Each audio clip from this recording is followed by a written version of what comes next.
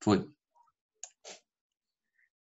Boa noite, meu nome é Ludmila, somos alunos do quinto período e vamos apresentar hoje as principais pragas do algodoeiro.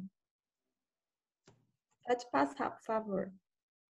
Os alunos integrantes, como eu disse, eu, Ludmila, João da Cunha, Giovanni Ribeiro e Clayson Dias. Nós vamos estar falando das principais pragas, sendo sugadores, raspadores e mastigadores.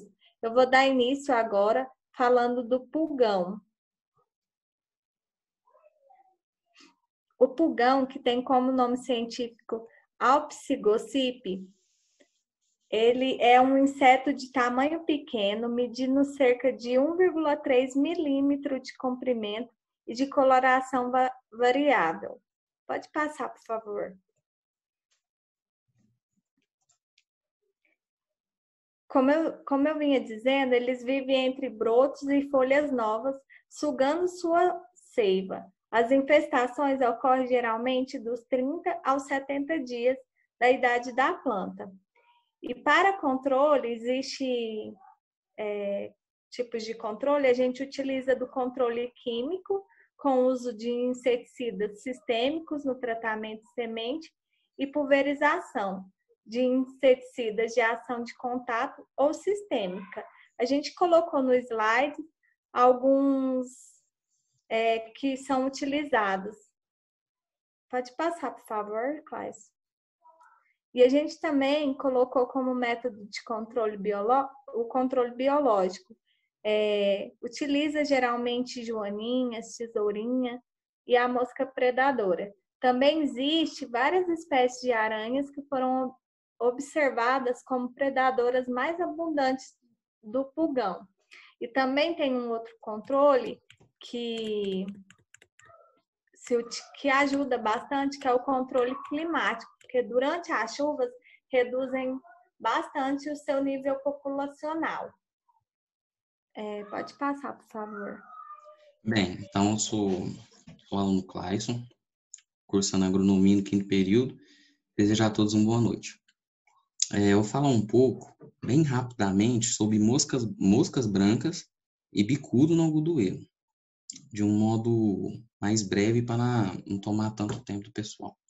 Vamos lá, então a mosca branca, ela pertence à família Hemiptera e são da ordem Hemiptera e da família Aleroidae.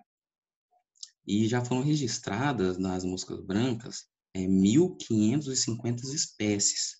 Mas dentre as várias espécies existentes, a Bemisia tabaci, se tornou alvo de preocupação por causa dos danos que ela vem causando em várias culturas agrícolas de importância econômica.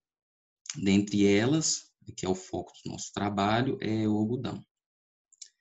Bem, então pensando nisso, o produtor ele não está errado em querer dar uma resposta rápida para a mosca branca quando está no algodão, com o modo de ação do controle químico.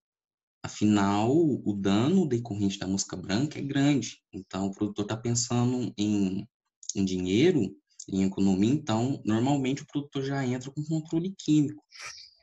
Só que nós, como agrônomos, né, e como técnicos nesse assunto, a gente tem que chegar para ele e mostrar as outras opções também que a gente tem de controle da mosca branca, que são o cultural, o método de controle cultural, o físico e o biológico.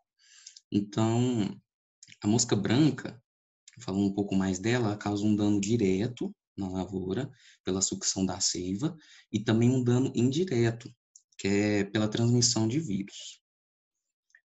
Então, como eu tinha falado, existem diversos tipos de controle para a mosca branca e temos o cultural, o físico e o biológico. De maneira rápida, temos esses aqui, que é um tipo de controle físico ali. O primeiro, que é a armadilha adesiva amarela, que eles colocam na lavoura para atrair. Esse adesivo, ele tem um feromônio, um fitormônio, que vai atrair o inseto e vai levar ele à morte. Um método de controle físico, eliminar plantas daninhas, hospedeiros de mosca branca. Controle cultural, eliminar restos de culturas para impedir o ciclo da praga. Barreiras físicas para impedir a disseminação pelo vento. Controle cultural também. Eliminar plantas que estejam contaminadas com vírus. Uso de cultivares existentes. Fazer o plantio de mudas sadias. No controle biológico, pode ser feito de maneira natural, para a gente fornecer condições para o inseto benéfico, né? Para esse inseto benéfico que vai predar a mosca branca, permanecer na área. Ou seja, a gente coloca alguma cultura ali, um método de ação, coloca alguma cultura que hospeda esse inimigo natural da mosca branca, para que tenha uma residência ali para ficar enquanto preda a mosca branca na cultura desejada ou na lavoura. Ou também pode ser feito de um controle massal, tipo, joga o inimigo de maneira massal lá no cultivar mesmo, e dá para fazer o controle também.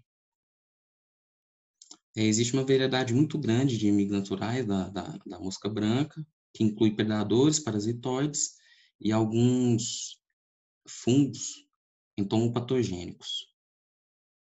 Temos esses, então, predadores à esquerda, os parasitoides à direita, sendo que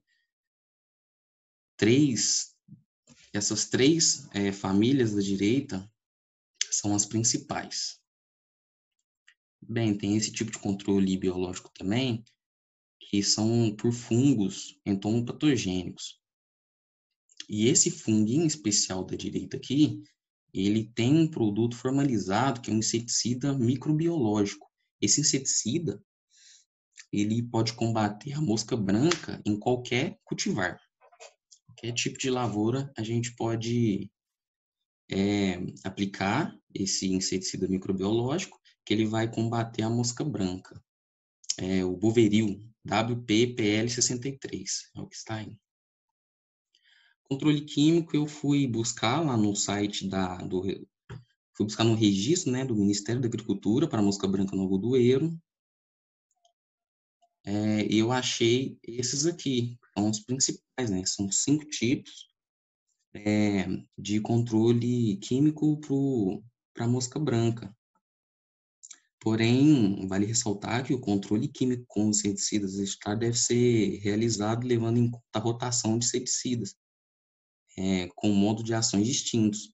Por quê? Porque alguns produtos, devido ao uso contínuo para controle da mosca, pode perder eficiência devido ao desenvolvimento da resistência. Então, vale a pena não só usar apenas inseticida, mas fazer a rotação desses inseticidas para não criar uma resistência no inseto. Bem, o bicudo. O bicudo, né, que causa grande dor de cabeça para o produtor de algodão, porque ele é uma praga complexa, vamos dizer. Vamos lá. É uma praga de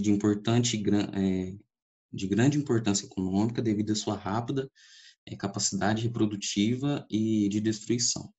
Níveis de infestação do bicudo crescem rapidamente, os prejuízos podem chegar até 100% da produção. Caso, né, as medidas e os controles eles não sejam adequadas, não forem cumpridos à riscas, né? Bem, o modo de ação do bicudo é esse que a gente pode ver aqui na foto direita. As fêmeas, elas depositam os ovos delas nesses botões florais do algodão, ou pode ser chamado de maçã para alguns também. O inseto chega lá, o bicudo chega lá, a fêmea, deposita o seu ovo, ele se alimenta primeiro, depois deposita seu ovo dentro da maçã floral, do algodão, e depois ele reveste com a cera esse ovo para dar condições favoráveis para o crescimento, né? Daí no interior as larvas vão terminar seu desenvolvimento e se transformam em um novo adulto. Daí cerca de 2, 3 dias mais ou menos, esses botões florais que a larva depositou, que o bicudo depositou seus ovos, eles caem, ou seja, já não tem mais produtividade, né? Bem, A gente encontra diversos tipos de controle biológico, diversos tipos assim, diversos insetos para fazer o controle biológico do bicudo. Porém, a gente só tem um probleminha. Achar a gente acha, mas será que é eficaz? Esse controle já não é tão eficaz porque ele pode até ser usado, só que ele não é tão favorável, ele não vai ajudar tanto o produtor a nível de reduzir o dano econômico. Ou seja, o produtor vai gastar dinheiro para fazer um controle biológico, e esse controle biológico não vai retornar o dinheiro que está perdendo ali, não adianta, é jogar dinheiro fora. Então, pela doutrina que eu li, pelos artigos que eu li sobre bicudo, talvez na hora ali do campo, o pessoal que trabalha, talvez tem sim um retorno, mas só que pelo que eu li, não tem nenhum tipo de retorno. É usar um controle biológico para fazer o controle do bicudo. Eu vi em diversos artigos que não tem o retorno, não é ao nível de diminuir o dano econômico. Então, já não compensa. Bem, o controle químico, ele já eu achei também esse controle no Ministério da Cultura, são os registrados para a cultura do algodão, fazer o controle do bicudo. O controle químico, ele vai servir ali só para o inseto adulto, ou seja, não vai servir para o ovo que esse inseto adulto depositou no botão floral do algodão. Então, talvez não seja tão interessante, talvez o pessoal usa, mas não seja tão interessante porque ele tem que esse produto tem que chegar no inseto adulto. Então, não vai adiantar o inseto chegar lá, depositar seu botão floral e o produtor passar depois, logo após, passar com um produto químico. Não vai adiantar, porque o inseto já se alimentou, já depositou seu ovo e já se dispersou logo após, né? Então, não sei se tem se o pessoal usa no dia a dia, mas na literatura que eu li, não é tão, o pessoal até usa, mas não é tão eficiente.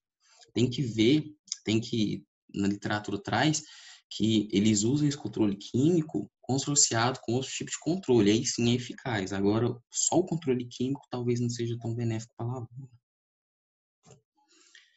Então, aqui a gente tem uns tipos de controles mais usados para fazer o controle do bicudo na lavoura. São os mais usados e os que têm dado certo. Até no final eu tenho um vídeo para passar sobre esse TMB, que é o tubo mata-bicudo. Bem interessante, que vem sendo bastante eficaz aí na produção de algodão. A destruição de soqueiras, que é um controle legislativo, porque em lei, lá em São Paulo, no estado de São Paulo, lá no estado do Paraná, lá em Bahia, no Ceará, por lei, eles têm que destruir a soqueira logo após a colheita da cultura. Semeadura em época recomendada. Bem, temos então também a instalação de plantio isca, catação e destruição de botões florais, utilização de reguladores de crescimento visando a aperfeiçoação do controle químico. Esse aqui que eu falei, que a gente tem que consorciar com o controle químico para ter uma eficácia melhor do controle químico, controle da bordadura, redutores de crescimento, rotação de cultura e preparo do solo. Esse TBM é interessante, eu achei até um vídeo bacana, que eu vou passar para vocês aqui, coisa de 1 minuto e meio, coisa rápida, para vocês terem ideia mais ou menos como é o controle do bicudo, sendo que o controle biológico e o químico assim já não é tão usado, como eu falei na literatura, nos artigos que eu li. Não sei como é no campo, em geral, com o pessoal trabalhando. Então, um videozinho rápido sobre esse TBM e já encerra a apresentação do bicudo.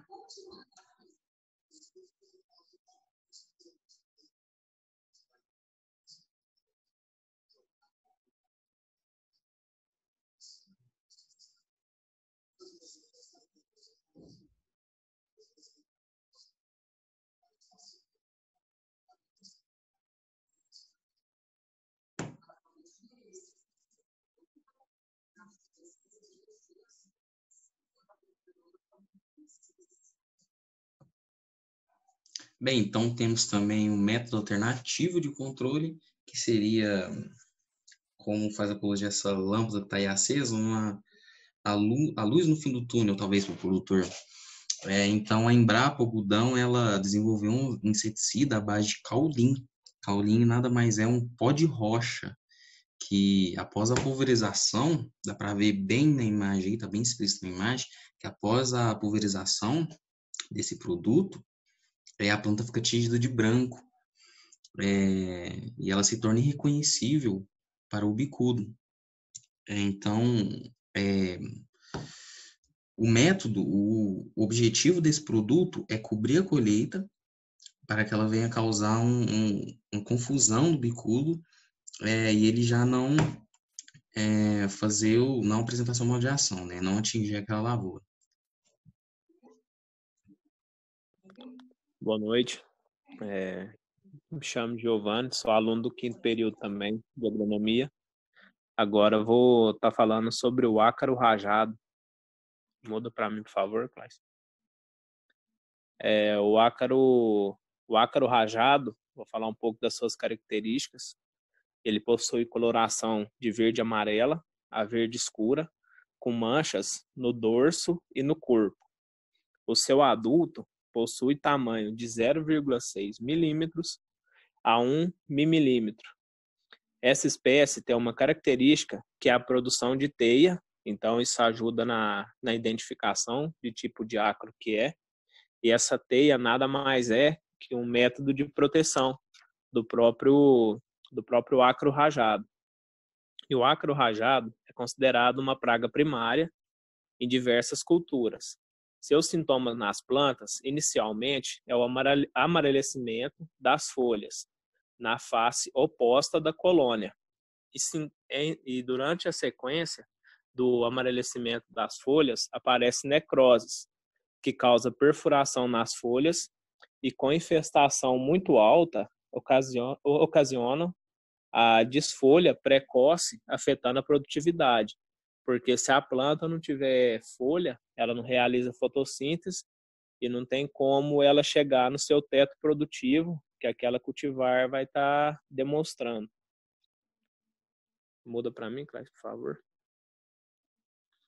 Aí também, aproveitando sobre o ácaro rajado, ele tem algumas medidas que faz ele se desenvolver mais. Uma delas é a temperatura, que ela tem que ficar em torno de 25 a 28 graus. E clima mais seco, com baixa ocorrência de chuva, favorece seu desenvolvimento. Ela completa seu ciclo em cerca de 5 a 21 dias e apresenta uma rápida evolução populacional. É uma praga prolífera, então ela não precisa de macho para se reproduzir. E uma fêmea dela pode chegar a produzir 100 a 300 ovos por ciclo. E um dos controles biológicos que é utilizado são os ácaros predadores. Volta para mim, por favor, Cláudio. E também tem os controles químicos, que a maioria deles são do princípio ativo abameticina. Pula, por favor. Próximo. Agora também vou estar falando sobre a lagarta elasmo. A lagarta elasmo, primeiramente, vou estar falando sobre sua característica. Ela tem um tamanho em cerca de 15 a 16 milímetros. O aspecto da sua coloração é rosada, conforme está representado aí na imagem. Em alguns casos, verde azulado, com listas transversais marrons sobre o dorso e cabeça. Quando tocada, movimentam-se, contornando por alguns segundos sendo uma característica de defesa. E ela também é conhecida como broca do colo. A elasmos, em fase de lagarta, raspa o tecido vegetal, próximo ao colo da planta, logo abaixo do nível do solo, onde abre uma galeria para se movimentar em direção à haste. Então, essa praga, como ela causa um certo dano na planta, deixando-a aberta, então ali tem porta para patógenos também, para a entrada de fungos e outros tipos de doença. O ataque dessa praga danifica o sistema condutor de água e nutrientes das plantas, induzindo sintomas de murcha e secamento de folhas, e se não fizer o controle, levará à morte da planta. E um dos danos também que ela causa é a redução de stand durante o estabelecimento da cultura. Então, ou seja, assim que ela começa a emergir, nas suas primeiras folhas ali, se a gente não fizer o controle, vai ter redução do stand. E tendo redução do stand, consequentemente, perca de produtividade também. Suas mariposas geralmente fazem sua ovoposição sobre a planta ou no solo. Geralmente é mais no solo, que elas procuram ficar mais escondidas ali. Os seus ovos levam de 2 a 3 dias para eclodirem e durante sua fase larval, em média de 20 dias, depois viram pupa, que tem duração de 7 a 8 dias. O adulto sobrevive em média de 12 dias. Essa praga aí, o seu favorecimento vem geralmente por ano seco, com períodos prolongados de estiagem durante as fases iniciais da cultura. Ela prefere solos arenosos, porque o solo arenoso geralmente não para água nele, é a maior lixiviação, e com pouca palhada ou cobertura morta. Próxima, Clarence, por favor. Aí aqui a gente deu um dos exemplos do seu controle químico, que tem muitos, e hoje muita pessoa utiliza o seu tratamento como TS. TS nada mais é do que o tratamento de sementes. Próximo. E o controle biológico, o impacto dos inimigos naturais sobre a lagarta elasmo é baixo, porque como ela fica do bacheiro, então é mais difícil os seus inimigos naturais a encontrá-la.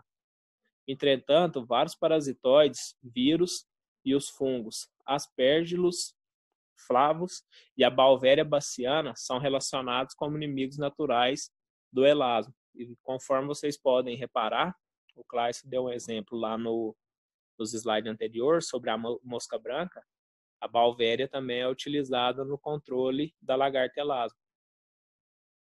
Próximo.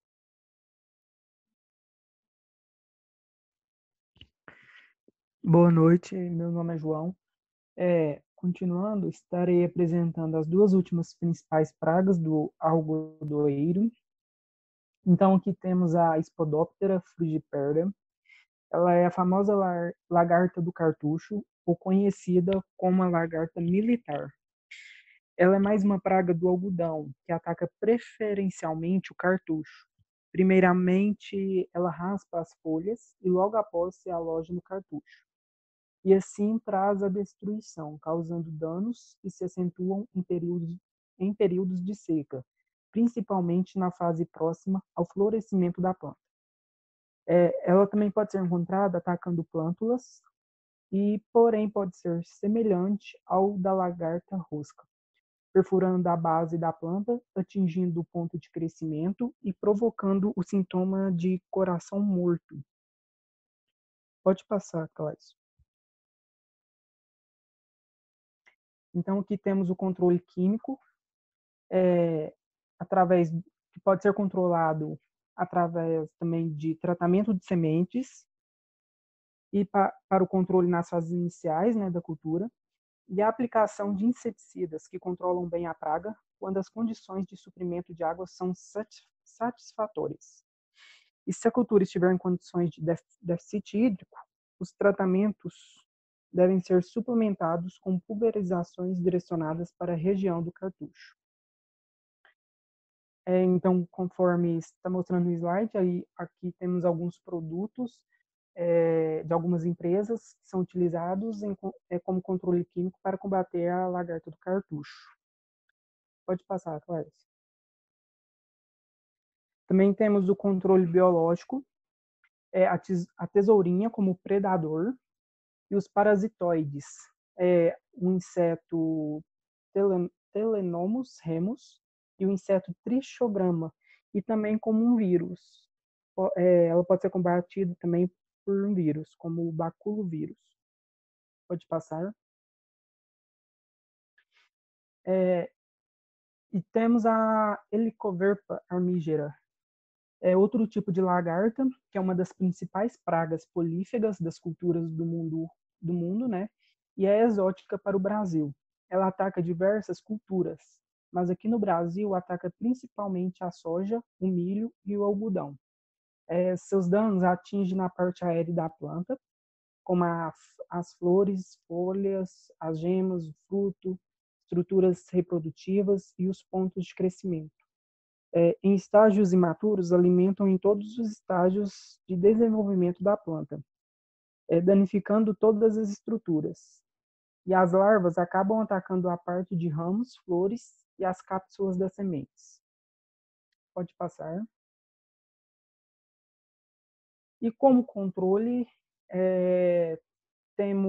usa-se o MIP, manejo integrado de pragas, né? E os inseticidas biológicos e químicos, e também pelos seletivos aos inimigos naturais. Pode passar, por favor. Pode passar. E também temos o controle biológico, através das vespas e através de um vírus. E existe até hoje os vírus, as bactérias, os fungos e nematóides, que são capazes de eliminar a população das lagartas. E por fim, esse é o nosso trabalho e apresentação. Obrigado. Então, valeu esse nosso trabalho, pessoal. Gostaria de agradecer a todo mundo do nosso grupo aí, Ludmila, o João, o Giovanni, e principalmente a professora que deu esse embasamento para a gente fazer esse seminário. Obrigado.